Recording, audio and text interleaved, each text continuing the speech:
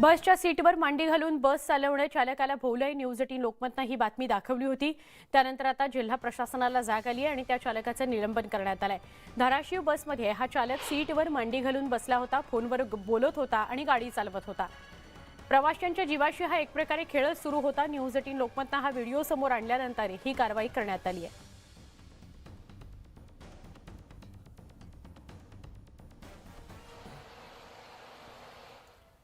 अवकाळी पाऊस आणि गारपिटीने पारा थोडा घसरला असला तरी येत्या काही दिवसात पारा उसळी घेणार आहे। तब्बल 3 ते 4 अंश सेल्सिअसने तापमानात वाढ होण्याची शक्यता हवामान विभागाने वर्तवली आहे। मुख्यतः मुंबई, कोकण, गोवा, महाराष्ट्राच्या अंतर्गत भागात दिवसाच्या कमाल तापमानात ही वाढ नोंदवली जाईल। मार्च ते मे महिन्यादरम्यान महाराष्ट्रात अनेक ठिकाणी उष्णतेच्या लाटेची शक्यता वर्तवण्यात आली आहे। महाराष्ट्राच्या अंतर्गत भागात कमाल तापमानाच्या तुलनेत एकूणच अंदाजे 6 अंशांनी वाढ होण्याची शक्यता आहे।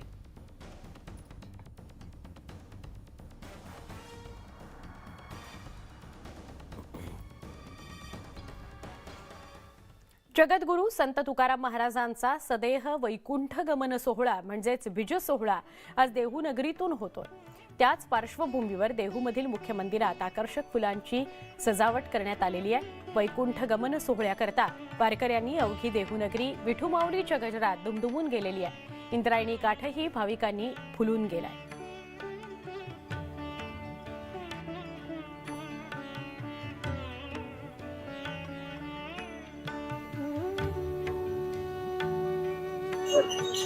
अवकाळी पावसाने अनेक शेतकऱ्यांचं कंबरडं मोडलेलं आहे। आपण जर पाहायला गेलं अवकाळी पावसामुळे हातातोंडाशी आलेला जो घास आहे तो हिरावून घेतलेला आहे।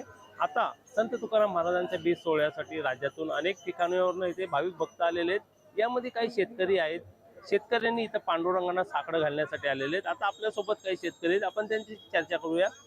कुठून आला तुम्ही आणि या अवकाळी पावसामुळे कशा पद्धतीने नुकसान झालेलं? आता सध्याला बघा कांद्याचं पूर्ण नुकसान आहे आणि कांद्याला एकतर मार्केट नाही। सोलापूरमध्ये आता 1 नंबर मार्केट आहे, तर काय काय त्या खलीपानं हे ते 2-2 रुपयाचे चेक दिलेला आहे, तरी भाव नाही आहे कांद्याला। अजिबात कांद्याला भाव नाही आणि आता ज्वारी काढायला तर त्याची बी नुकसानीच आहे। अवकाळी पाऊस पडतोय त्याची आणि नुकसान भरपाईचं काय दिलं बी नाही अजून आम्हाला। तर काय सांगणार, हा जो अवकाळी पावसाने कशा पद्धतीने नुकसान झाले शेतकऱ्याची जास्तीत जास्त नुकसान झाली अवकाळी पावसामुळे। तरी शेतकऱ्याला समजा पांडुरंगाला एकच साकडं आहे की शेतकऱ्याला नुकसान भरपाई सरकारने दिली पाहिजे। तुम्ही कुठून आला? परभणी।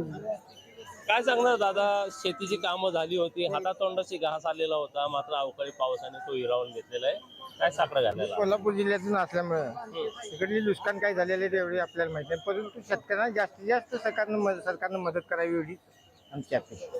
अशा पद्धतीने राज्याच्या कानाकोपऱ्यातून येथे शेतकरी दाखल झालेले आहेत। मात्र आता ते पांडुरंगाला साकडं घालण्यासाठी आलेले आहेत की हे देवा या शेतकऱ्यांचं जे नुकसान झालेले आहे ते कुठंतरी या प्रशासनाच्या मार्फत त्यांना मिळवून दे।